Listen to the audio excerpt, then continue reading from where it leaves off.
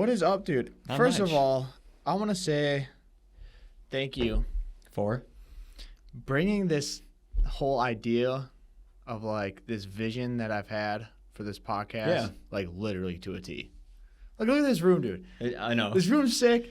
Like, you sent me the first one yesterday. I watched it this morning. I'm like, that is so fucking awesome, dude. Yeah. Turned out pretty good. Dude, I'm amazing. pretty happy with it. So a little backstory on Sam, real quick. It is the craziest story of how Sam came to Viper. So this was like a year, maybe a month ago, and we really needed more content, more video, a photographer, somebody to come in that had the same style and branding that we had. And I had this buddy named Khan, and the weirdest thing is like I never saw his posts on my Instagram feed. Mm-hmm. So I'm sitting at lunch and I'm just scrolling through Instagram, and I saw him post a picture of himself, and he tagged you in it. And I click on it, and I'm like, Sam, and Sam from Green Bay. I go on your profile, it says Green Bay, Wisconsin, videographer, photographer. I look at some of your stuff, I'm like, dude, let's go. Yeah. DM'd you right away, you DM back. I'm like, this is our dude. And then I think you sent another message, and I didn't respond for a day or something. And then out of nowhere, the doorbell rings. Hey, I'm Sam. I messaged you on Instagram. I wanted to come and Haven't introduce heard back myself. yet. Yeah, literally. Yeah. I'm like, you're hired. Done deal. Like, Yeah. this is who we need. Yeah. You know, and what made you What made come me? here? No, what made you come here? I liked my other job, and I liked the people that I worked with a lot. So it wasn't like I was looking for something really. And then I saw the opportunity, and I was like, okay, well, this seems kind of cool. Like, I really want to do like full-time photography and videography again because I hadn't for a while. I always just did it on the side. Mm-hmm. Pretty much like whenever I was done with work, I was doing it. And I don't know. I was just like, oh, I'll just show up. The only reason why I came that day is because I had a dental appointment and I was off. So I had like a time frame I was off until, Right. and I didn't have to be back. So I was like, well, maybe Make a I'll stop. maybe I'll go stop. Dude, So Alex can attest to this also. Like, everything happens for a reason. Mm-hmm. Like, literally go with your gut on every decision majority of decisions that you have to make. Yeah. Like, go with your gut. If your gut says yes, or you feel like something's wrong, or you feel like it should be a different way, make it that way. Yeah. But no, then you came in and you introduced yourself. We kind of walked around, and that same day, right, we had you go out in the shop after Mm-hmm. everybody was done, and we're like, hey, okay, you have the next like hour and a half, 2 hours to like design a cool video or something, or like take some pictures. Take some Yeah. pictures, like whatever you want to do, like show us what you got, I guess. And like an hour and a half later, you come back, you're like, all right, I think I have everything that I need. I'll send it to you when I'm done. And we're like, all right, cool. Yeah. Like, I think it was that night at like midnight or some shit. Yeah, probably. you sent it to us, and I'm like, I called Dylan that night or that morning. I'm like, Sam's hired.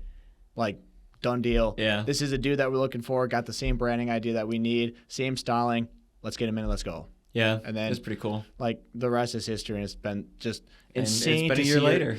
Insane to see your growth too. Like your skill from video to photo to like all around your lighting, like the little things that people don't realize. You dialed it, dude.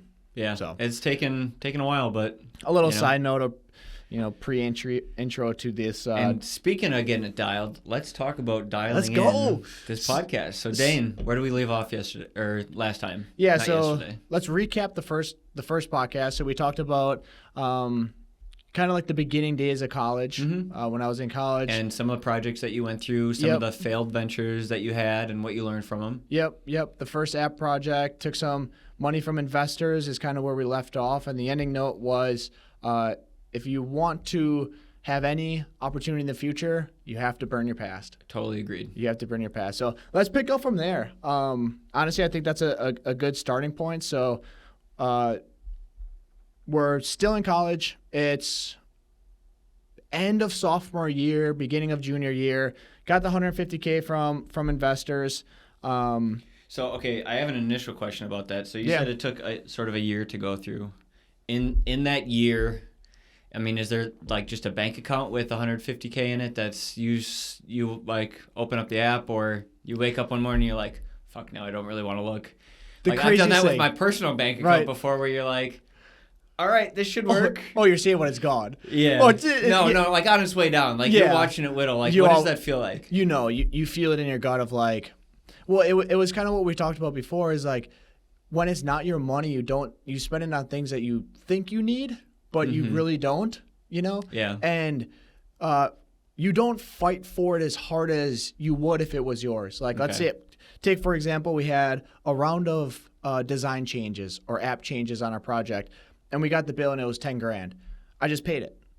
Where if that was our money, and we still do it to this day with Viper, we call and be like, why is it $10,000? You said it was going to be less. Literally, Yeah. you said it was going to be less. Walk me through step by step, and more than not, it's cut in half or cut in a quarter or whatever it may be. So you reduce that amount of initial load, or you never would have been done the project if you would have understand the entire scope. And it's just an immature business move. You're paying for stuff that you don't necessarily need, and you're not necessarily fighting for the cash. And not to say I really didn't spend it stupidly.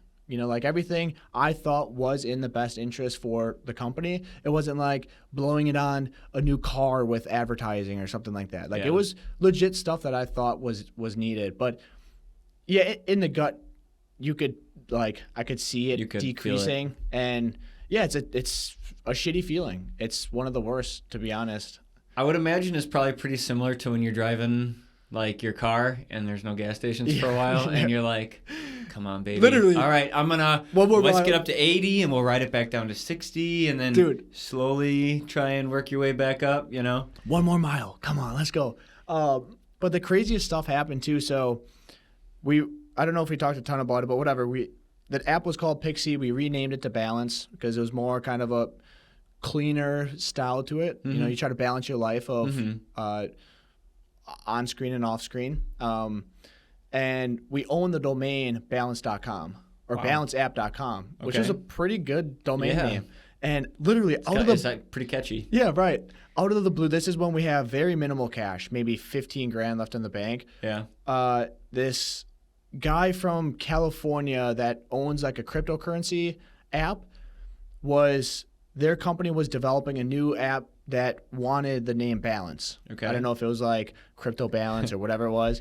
He contacted me saying, hey, I see you own this domain, balance.app or whatever the hell it was. And he's like, I want to buy it. What's your listing price for it? And I'm like, I don't know, like $150K. No, literally, like in my mind, I'm just like $1,000, maybe $2,000. And I'm like, I didn't give him an offer. I'm like, shoot me your best price or what you're thinking for it.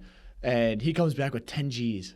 I'm like, holy shit, this is what websites go for? Yeah. And I'm like, yeah, dude, for sure. Like, it's all yours. Yeah, people make a living off of squatting websites. Yeah, they buy it. They will buy it and they will sit on it at any cost. Right. And I didn't know that. And there's this like third-party app that you could go through that's mutual for both parties. So I did my like due diligence on researching to make sure I didn't get screwed, and got the money. And he got the domain name. Yeah. And that saved us. So now we're at $25,000, and like I'm still doing whatever I could to keep the money or like get more additional funds. But like when it's like you said, when it's bleeding, it's bleeding. Yeah. Like not much you can really do about it. Like it's a startup project. It's one of the most difficult conversations to have. But yeah, so this was like 2016 to 2018, had to have that difficult conversation with the investors. But that whole experience with that app project, everything I learned about like business, like forming a business, like the legality behind it, taking investments, and what that all entails, all that knowledge and information helped me for the next project. Okay. And as you'll see when we continue to speak on like Viper and everything, you'll see that everything from that first project has helped Viper in some way, shape, or form. Okay. And it goes from every single project. Yeah. So it's like that would be a key takeaway right now would be that whenever you hear that it takes time, like don't try to rush it. It takes years to build something. Yeah. It takes so long because you have to experience those failures. You have to go through those failures, and the failures don't happen immediately after. They might, which would suck. Yeah. But it takes some time to show them. Literally, And that's where you start to build that knowledge and that experience, and you take that failure and you make sure you don't do it on the next business. Mm-hmm. And if you do, that's your fault. Yeah. You know, because you knew what happened to it on the last business. Yeah. The business bled out, right? I know yesterday you said you talked down, or not yesterday. Last podcast you said you sat down and talked to your investors and said, hey, listen, the money's gone. You know, like the app is gone under, you won't be seeing anything back. Mm-hmm. You know, what is your next step? Like, what do you do next after that? So that leads me into the next project that we worked on. So first of all, that conversation was tough, but you have to have it because you have respect for them and they gave you their trust. But they actually got a 25% tax dividend on it too. So like, say if somebody invested $100K, they got $25K back. So not the worst. Is that just a write-off, or is that? No, so they actually get, so there's something that the WEDC, Wisconsin Economic Department of Commerce or something, they give tax, it's something with like tax benefits to those that invest in startup Wisconsin companies. Okay. So they actually got like a tax reduction or they got like 25% of their money that they invested back. But yeah, so then that company is pretty much done. And at that point, like, at that age, you lost this money, your first company failure, and this was end of junior year, beginning of senior year, and that's a lot to take off. Like, I was in a super dark spot. Yeah. Like, everybody else was getting job offers from Fortune 500 companies for a finance position, which, you know, finance and accounting positions start off at, you know, $60,000 right out of college. Like, that's a good wage for a kid right out of college. Yeah, literally. So all my friends are accepting these positions, are doing this, are doing that. And I had this entrepreneur spirit in my mind. And I was single at the time. And one thing I continued to experience was I would always be walking to class or like be in a class or be in the gym, be in the bar, restaurant, whatever. And you see these attractive girls. You're in a college town. Mm-hmm. And I'm like, we're in the digital age. You don't go and talk to people face to face, you know? Yeah. So I'm like, we should develop an app where you can go on it, a dating app, and you pull it up. It's like a map, and you can set like a beacon, almost like a radius, to where you can connect with people within that radius. You know, so it'd be like super hyper focused versus like Tinder, Bumble, or whatever that you can connect with people across the country. Yeah, wherever. And I'm like, that doesn't really make sense because if you get in a relationship, somebody's got to move. Yeah. You know, so I'm like, what if we could connect with somebody that's like super hyper local? Like if you saw somebody at the gym, you could set your beacon, they could get a notification like, hey, Dayne's in the area, he's interested. Mm-hmm. So the developers that helped us with the first project, I had connections, built a relationship with them. They're good friends of mine. I presented this idea to them, this dating app, and they loved it. They're like, dude, this is legit. So pretty much, it was an app interface where you could go on it and you set a beacon, so you set like a radius of 5 miles, and you can see all the people's profiles within that radius. Okay. If they have their beacon set too. So I could click on your profile, learn more about you, like you have videos and everything, and then I could connect with you and we could start chatting. And presented that to them, and they loved it. Yeah. And they became my business partners, so they own part of the company as well. And that was like the next project, and we called it Peacock. Okay. So peacock is when you're out in the wild, you're peacocking. Okay. You know? Yeah. If you ever hear that term, it's probably like a super old term. Okay. But we named it Peacock, and that was the next project that started. And that became my life for the next like 2 years. And in this age was when a lot of companies were being bought, app companies. Yep. So like Tinder was just bought for like $1 billion. Yeah. Bumble was bought for whatever. So was the game plan off the start like get it up and then just try and sell it? For that project, Okay. yeah, 100%. So I'm like, let's just create an app, build the user base, get like a business model behind it of paying customers, and then try to find attraction from like Tinder or something to buy it. You know what I'm saying? Yeah. Like that's the end goal in a project like that. Like that's not a long-term company that I would want to sustain. Yeah. And that was their intentions too, is let's just build this thing as big as we can and kind of sell it. So any luck with it? So that's where that started end of senior year. So give people a time frame. 2018, I was 23 years old. End of senior year, I vividly remember this occurrence. at our graduation party. So we're sitting in a room with all of our parents and friends, all of our roommates, parents and friends as well. And everybody was just kind of going around the room saying where you got accepted, Yeah. what position you're going to be doing, and, going from there. So one's, I got accepted at J.J. Keller. I'm going to be head of sales. Oh, I got accepted at Thrivent. Yeah. God, the fucking literally pressure's building all the way around the room. It gets to me, and dude, I've still vividly remember this. And they're like, all right, Dan, what do you got lined up? I'm like, I have a team of guys that I'm building a dating app with. I shit you not, bros, 5 to 10 seconds. That felt like an hour of silence. And just looking around the room, you could see everybody's looking like, is this fucking serious? Yeah. And obviously conversation picks up, but the reason I vividly remember that is because I used that energy, or I took that memory of that doubt and how they looked at me, and I just planted a seed in my head. And I went back. I've used that scene thousands and thousands and thousands of times over the last 2 years, and I still use it to date. Yeah. Whenever I'm feeling down, whenever I'm feeling unmotivated, whenever I'm feeling discouraged or somebody doubted me. So is it a sense of what is the feeling that it comes with? Is it embarrassment? Is it a sense of I'll show you, or is it frustration from doubt, or a little bit of all of that? Okay. But the main one is I'll show you.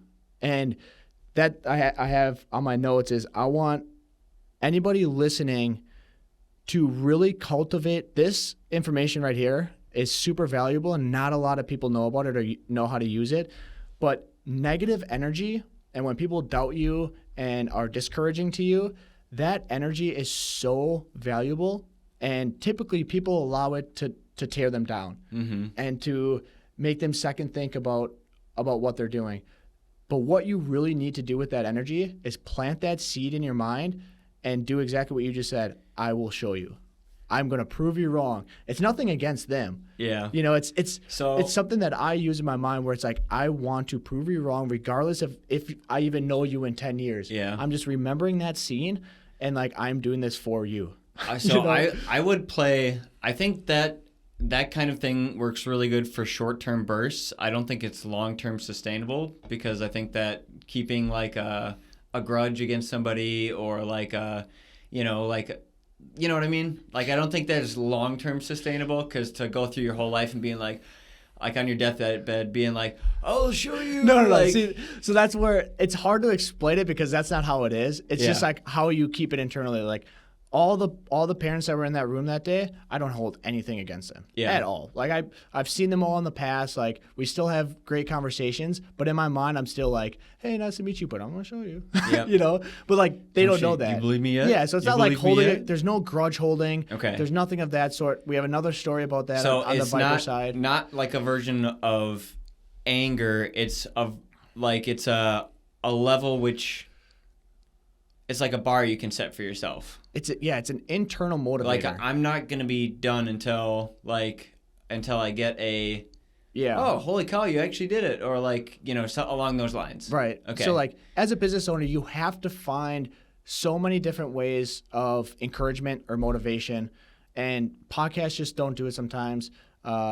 You can't listen to motivational speeches. They just don't hit it sometimes. You have to find another source of finding that energy and motivation. And that's my source. Okay. So taking that doubt from people and literally storing that memory in my mind and always going back to it whenever I feel down. It has nothing to do with them. It has nothing against them. I still treat them with respect. It's not hey, I'm doing this only to prove you wrong. It's you doubted me. And I'm going to use that for energy. Exactly. Yeah. So skipping ahead for Viper, when we were in our first facility, it was 3,000 square feet. And it was just me. I'll tell this story again when we get there, but it's going off of what we're talking about right now. And our landlord was older, and he's told him he knows everything that we're going to be doing out of there. And he's I don't want to do a year lease with you guys, because I don't think that you guys are going to make it. Yeah. He's we're going to go month to month. and I still remember exactly what I was wearing, where That's I was, some pretty what good the kindling, facility man. looked like. Exactly. And I planted that in my head, never held anything against him, but it's internally, I'm like, I will prove you wrong. Even if he doesn't see us again, ever again, it's something that you have to be able to form to go back to and find energy and motivation from it. Trust me, entrepreneurs and business owners are weird, and you have to find a way for external motivation or internal motivation. I think anybody does. And actually, I think so. Before we move on with the story, I often, a lot of times, rather than looking at a situation in like the past that like makes me mad, I often like forward myself to like I'm 80, and I'm like, would I be glad that I went and did that, or that I buckled in and did that? And if the answer is no, chances of me getting it done are pretty low, right? If it's like, dude, I remember that one time, especially 100%. with photos or video, it's like, yeah, it's a memory, but also like it's a tangible thing, Right. It's a video or a photo, Right. and I often find that motivates me further than like any past spite or like malice but wherever you need to get your motivation from, man, to keep it going. Everyone's it's pretty different. important. Yeah, definitely. So, But it's super important too of who you get feedback and advice from also. So like the people in that room, when they were doubting me, they didn't even say anything. I could just feel the doubt. Yeah. I could feel it and I could see it because it was silent and awkward. And clearly if they would have been like, if they would have liked it, they would have been like, dude, let's go. That's awesome. But it was like, oh, damn, is he really?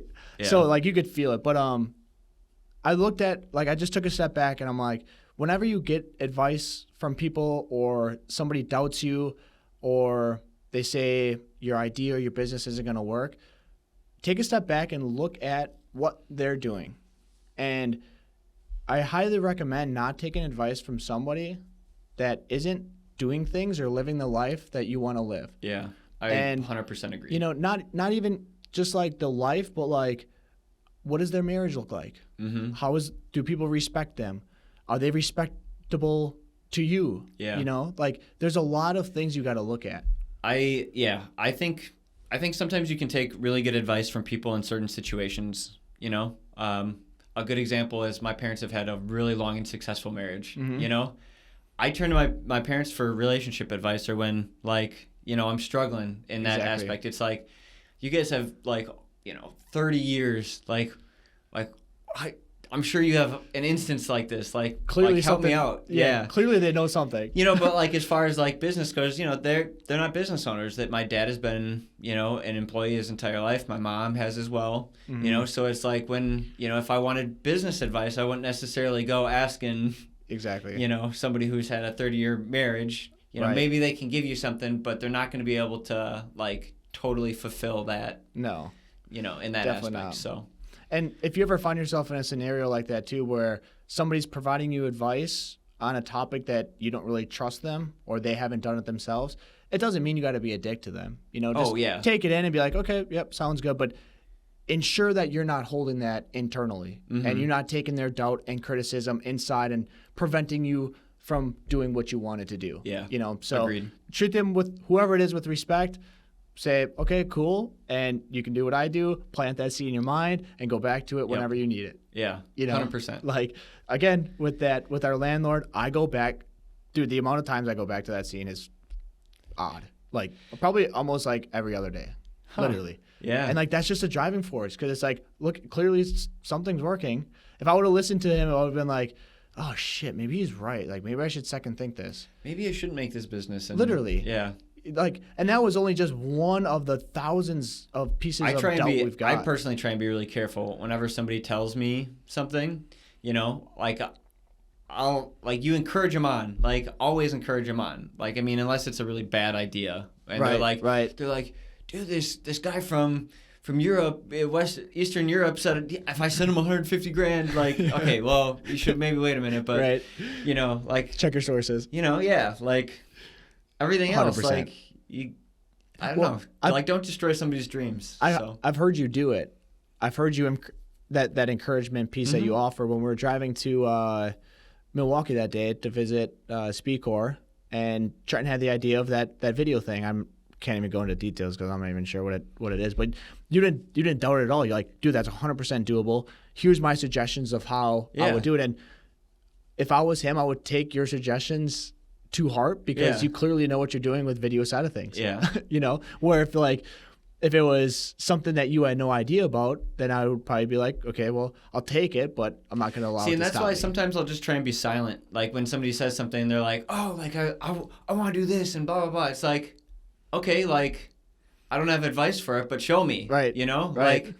Like okay. I wish you luck. Yeah, like, like don't prove me wrong, but like show me. I get this way when people talk a big game. You go to a bar and like drink with like guys out for a night, and they always want to like, dude, oh hey bro, you should come take pictures of my car. Yeah, that sounds really cool, but like put it on the calendar, right? And like call me tomorrow morning when you're sober, like, and let's talk about it. Otherwise, like I'm out of the game, dude. You know, 100%. Bar conversations with like old friends can be dangerous sometimes if you take it to heart, you know. Yeah. But hopping back on, so graduated with bachelor's degree in finance and IT. Okay. Barely applied for any jobs because I just had like this vision of this project, and it's 23 years old. I'm like, if I'm gonna take any risks, let's do it now. Yeah. Versus when I'm 30 or 40 and have wife and kids, because then it's like obviously life is different. Yep. And I'm like, who knows? Maybe this hits off and maybe it sells for $1 million. Maybe it sells for.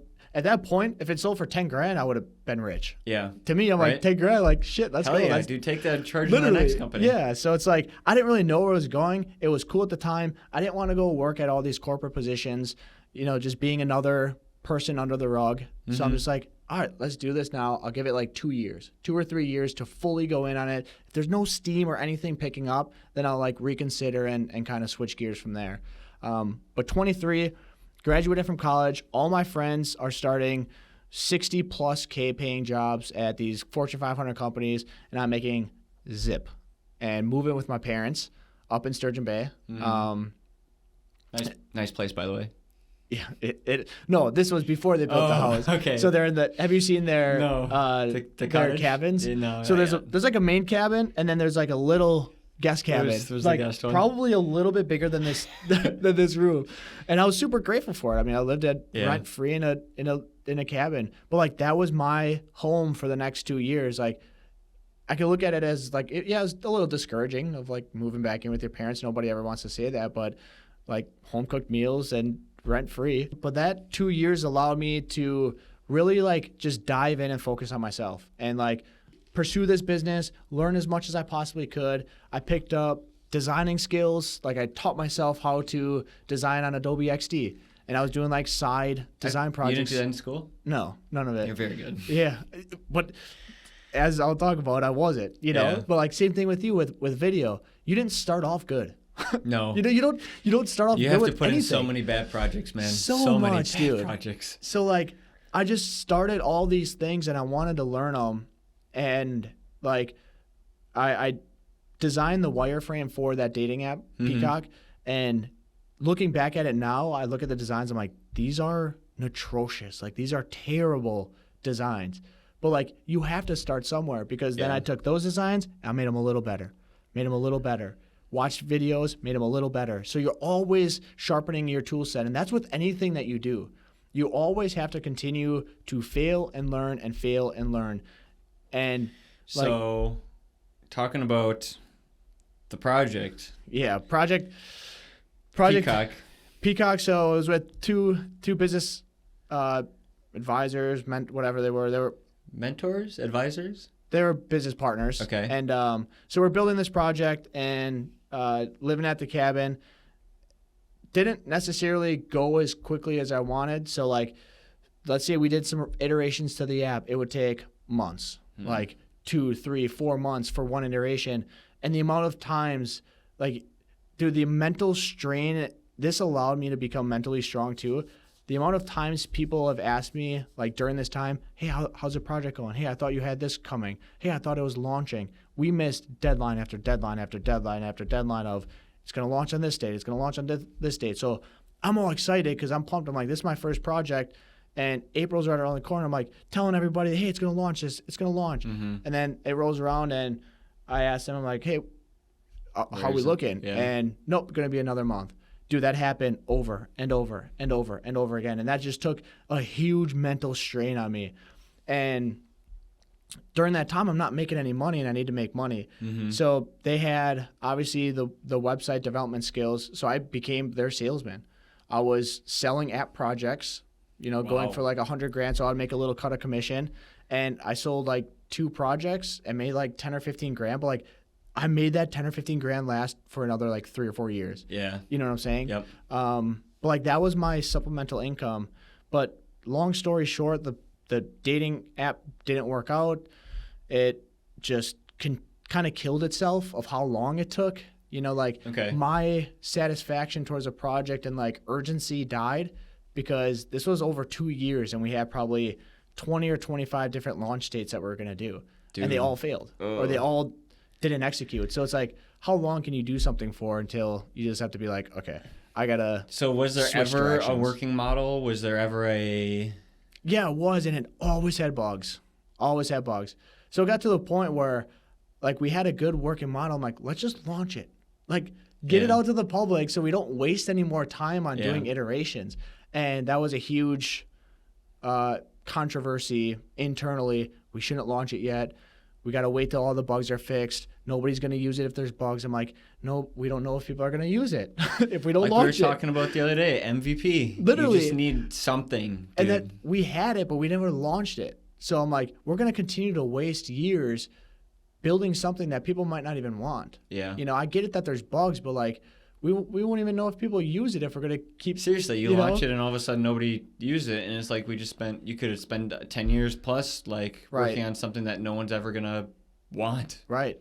So that whole project really, it lasted from 2018 to around like 2020. And even though it didn't work out, I learned a ton of different lessons that I didn't learn before. 1, be careful who you get in business with. 2, which is my key point that I want this whole podcast to evolve around, is be careful how many projects you work on at once. Mm-hmm. So I want to jump back into this is a key point. While we were working on this app, Peacock, I was also doing side projects for them, bringing in clients for other app projects, and I was the designer for those. I was designing wireframes. So they're working on other projects too in the meanwhile? Correct, yep. Okay. So I had probably 3 or 4 different app projects I was trying to launch for these clients on top of this main one, and that brings me to my key point is be very, very, very careful on how many separate projects you do, because all that's doing, separate projects / businesses, because all that's doing is the more businesses you start, the less you are really focused on just one. And this is extremely important because as we move into the next phase of the birth of Viper, it took off because that's all I focused on. Because it was just one thing. I had control of it. Like the success of it in the early stages was based on how hard I worked. Until we started obviously bringing more and more and more people on, where instead of if I had Viper and these 5 other projects, Viper would be nothing right now because I would have never had the time to focus solely on it. Yeah. Right. So it got to the point where this app didn't work out. I didn't like how things were going. I didn't like my life situation. So I literally just pulled out of them. I'm like, I'm done with these. Like. So you just quit Peacock? Correct. Yep. And any of the money invested again? I just said it's a wash. It's it's my cost to tuition. Is my cost to learning. And that happens a lot. Dylan and I do it to date. We spend money when it ends up not working out, and you learn. Yeah. It's like, okay, we're never going to do that again because that was expensive. Yep. But then the app projects end, and this is right when my dad introduces Viper. He was still in his business, Rush Machine Design. So I would love to get my dad on here for one of these talking about his previous history. But my dad had a company called Rush Machine Design. They would make tube benders, tube notchers, power hammers, all American made. He founded that when he was 27, 28. Yeah. Built it up to a super successful company to where it's at right now. And then he had Viper, and he knew kind of where I was at because I lived with him. And I would tell him everything that's going on. And he's like, why don't you guys start, or he's like, why don't you start selling electrical motors? So what these are is they're electrical motors, not like car motors. Yep.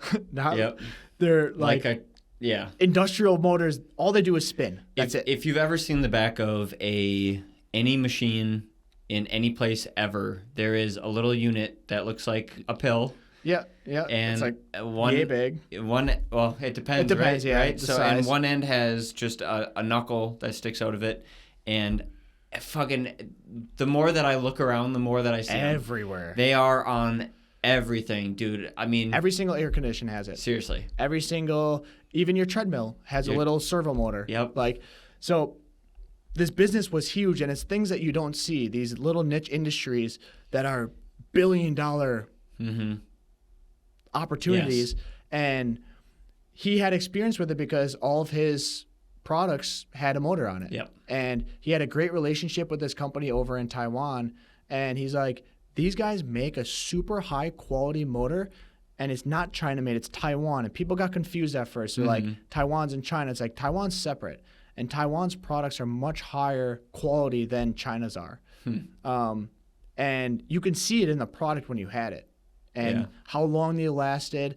Just like the quality was there. The quality was just, it was great. They're great motors and they're great people.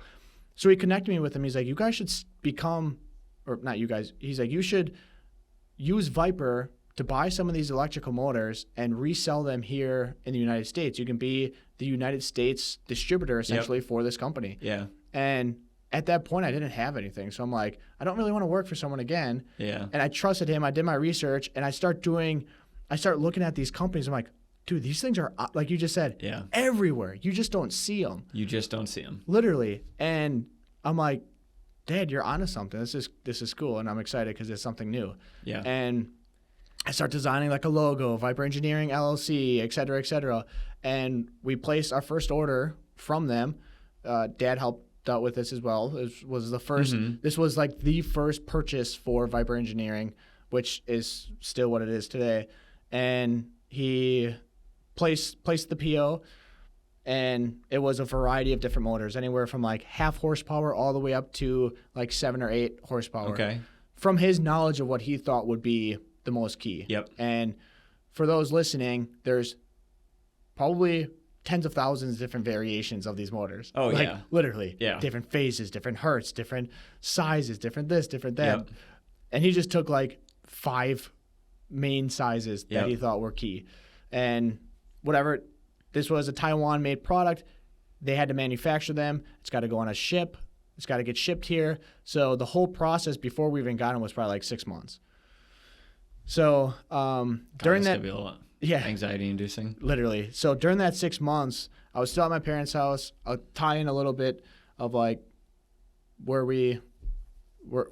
I met Kenzie and everything, because she's going to play a vital role in a lot of things moving forward. So I was with my parents when that purchase order was made, and then I was always going back and forth to Appleton, meeting with friends and stuff, and I was there for, I think it was like a wedding rehearsal or something like that, hanging out with some friends. And this was when I was in the mind space of like, me, I'm focusing solely on me. Like, that's it. Working out, eating good, reading, podcasts, etc. And I had all my big equipment for the gym, because I was going to go work out later that night at a gym in Appleton. I was going to go to the Y. One of my buddies texted me saying, hey, you should come to Crunch. And I'm like, no, dude, because I got to pay $5. I'm like, I'm broke. Yeah. I have no money. I'm like, I'm not paying $5 to go work out. I have a pass. He's like, I'll pay for you. I'm like, it's not even about that. Whatever, I'll come. So I go there, and that's when we're working out, and Kenzie was there, for those listening to my current wife. And I'm like, who is that? Like, she's cute. Yeah. And the person I was working out with was like, dude, I actually worked with her at Nike. Like, I know who she is. Gave me her Instagram, and then later that day, ended up DMing her, and pretty much the rest is history. So she lived in Appleton. Like, that next month, I moved to Appleton, found an apartment, moved in with one of my family friend's son. Yep. So was paying $400 a month in rent. Mind you, I had maybe $2,000, $3,000 in the bank. That's it. Yeah. So I'm like, okay, I spanned it out. I'm like, $400 in rent. I can live here for 6 months. Mm-hmm. I have to make enough money in 6 months to pay for the next month. Like that was my only goal. It wasn't like, how do I make $1 million? How do I do this? Like I had no income. Yeah. I was doing design projects on the side, and like that was a huge, scary moment at that time of life. So I think that's a good spot to leave off for this one. Okay. But like for context, in this new apartment with Dylan Presso was my roommate, Okay. and he was in the same position. He didn't know what was going on. He didn't really have a full-time job either. And Matt Kenzie, we were talking, and had $50,000 or $60,000 of motors coming in from Taiwan for this new project. Yikes. That I need to build a website and everything for. So like the stress and anxiety at that point was insane. Yeah. And my main goal was I just need to sell one motor a month to pay for rent. Yeah. That's it. That was my goal. You know. That seems super doable. If you think handed me about those it. motors right now, I'd be like, all right, let's get it done. But all right, Dane, let's talk one takeaway that somebody could use. They wake up tomorrow, right? We did this yesterday. Let's say you got an idea, right? So yesterday, last podcast, burn your past. Today, you've got an idea. Mm-hmm. Actually, you know what? You don't even have an idea. Where do you find something to do? How do you find something of value to bring to the community, to the marketplace? I've always had a difficult time answering that question because of my history. So like with the electrical motors, it wasn't that I had, because the typical answer to that question is find your passion. Mm-hmm. You know, do something that you're passionate about, which I agree with. But like for my case, I'm the happiest I've ever been. And even back then, I was selling motors that I had no interest in whatsoever. Instead, my interest was building a business and building a brand, building this company that like I could. Exactly what we have right now is having employees that you can jive with and have fun with and like grow them as well. Okay, so it's not. I actually feel the exact same way as you do. So I don't think it's necessarily finding something to sell. I think it's like you look around and see that there's a need for something, right? And rather than having a passion for whatever it is, like in this case, let's say motors, right? Right. Rather than having a passion for motors, you need to have a passion for something that launches motors. Right? So whether it's photography or videography or design or you're really good at building websites, whatever it is, like you don't necessarily have to have the passion for the product itself. It helps a lot. Yeah. Especially if it's good, like Viper chairs, like 100%. best available shop chair hands down in that spot on the market, right? So super easy to just like launch. Yeah. You don't have to feel guilty about it. You don't have to feel, like it's a journey. You have to fall in love with the journey. Yes. And that's essentially what it comes down with. Like, shit, I had something so good to say too, but I can't think of it. Oh yeah, the advice would be, one, if you don't just like go and find something to sell, like what is it that you're passionate about? Like for me, it's building that brand. Like I picture the Viper brand. That's my journey of building this. I don't care what product it is, whether like there's interest in it or not. We're still going to launch the best of the best products, no matter what industry it's in. It's how. But it doesn't matter what the product is. It doesn't matter what it is. It's the vessel for getting it to its destination. And it's going to be the best damn product out there. Same thing with Viper Energy. Like it's going to be the best product out there. So it's like building that brand that you can build this team, this community, and like do all the fun shit that I wanted to do at a new company. Like I picture my college self. Yeah. What did I say? I said I didn't want to go work for a corporation or a big corporate company that I have to wear a suit and tie to. So I want to build this organization that kids out of college want to sign up and work for. This awesome community. It doesn't matter what we're selling. So, and I agree. Whether or not you think your product is the best, I think that if you believe there's a spot in the marketplace for it, if you think there's a gap and you have a passion for design or any of those things, I think, wake up tomorrow, take whatever that passion is and find a way to use it as a vessel. Correct. So, which brings me to my next point with the passion is if you can't build, because being an entrepreneur, building your own business is fucking hard and it's not made for everyone. Yeah. So if you have that passion, like you were just saying, video or designing, I highly, highly, highly recommend doing exactly what you did, is be an entrepreneur. Go into an organization that's growing, that's young, that's a startup company, and grow with them. Yeah. Don't go in there all greedy. I want this amount of cash. I bring this much to the table. No, you prove it. Like literally, it's you as a spitting image. You came in here and you fucking grew. Like you had talent, but now your talent is 10x, and you proved it to us. And now we want to build a team underneath you of 100 people just for you.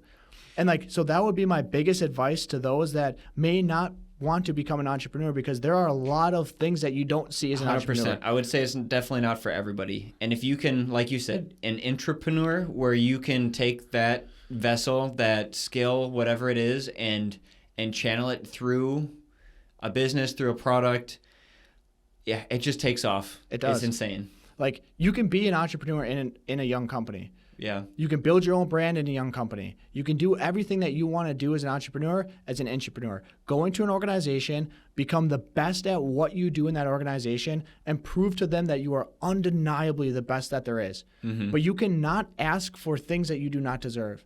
If you are not sharpening your tool set, then you do not deserve a promotion. If you are not learning new skills, then you do not deserve that next position. Yeah. Like you have to go in there and show them what you are worth. Plain and simple. Whoops.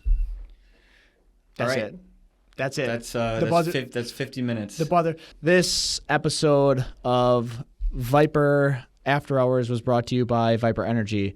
Viper Energy will be launching on May 17th, 2023. The main purpose behind Viper Energy is similar to what we talked about in this podcast, is that no matter what the product is that we launch under the Viper brand, it is going to be the best and of the highest quality. So that's exactly what Viper Energy is. It has no artificial ingredients.